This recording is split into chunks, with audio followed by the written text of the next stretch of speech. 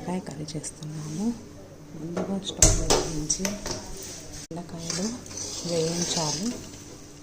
బాగా వేస్తే జిగురు అంతా పోతుందండి. ఇలా వేయించాలండి. తర్వాత తీసి పక్కన పెట్టుకోవాలండి.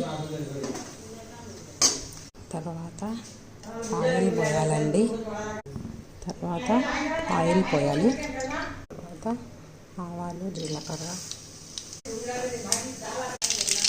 కరివేపాకు, పచ్చిమిరపకాయలు, ఉల్లిపాయలు వేయాలి. బాగా వేయించాలి. ఎర్రగా అయ్యాయండి. తర్వాత బెండకాయలు వేసేయాలి. బాగా కలపాలి.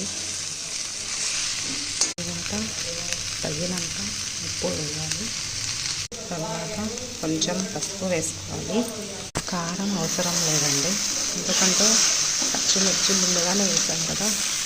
తర్వాత బాగా కలపాలండి. బాగా వేయాలి. ఒక స్పూను ధనియా పొడి వేయాలండి. తర్వాత కొంచెం కలపాలి. బాగా వేగుతాయండి. కొంచెం ఇలా చేస్తే పిల్లలు ఇష్టంగా తింటారండి. మా పిల్లలైతే చపాతీ చేస్తే బెండకాయ కర్రీ చపాతీ అంటే చాలా ఇష్టం వాళ్ళకి. ఎప్పుడు బెండకాయ తెచ్చినా కూడా చపాతీ కావాలంటారు. చేస్తే బెండకాయకి జిగురు ఉండదండి. ముందుగానే వేయించి పెట్టుకున్నాం కాబట్టి జిగురు ఉండదు. బెండకాయలకి చాలా ఇష్టంగా తింటారండి. చూసాను కదా, పొడి పొడిగా వచ్చాయి బెండకాయలు. జిగురు లేకుండా సూపర్ టేస్ట్గా ఉంటాయండి. ఒక 5 నిమిషాలు వేయాలి అంతే. ఒక 5 నిమిషాలు వేగితే సరిపోతుంది. బెండకాయ కర్రీ రెడీ. ఈరోజు ఏకాదశి కాబట్టి మా ఇంట్లో అన్నం తినరు. చపాతీ బెండకాయ అండి. ఈరోజు సూపర్ టేస్ట్గా ఉంటుంది. అయిపోయిందండి. 5 నిమిషాలు వేయాలి. తర్వాత గ్యాస్ ఆఫ్ చేస్తాము.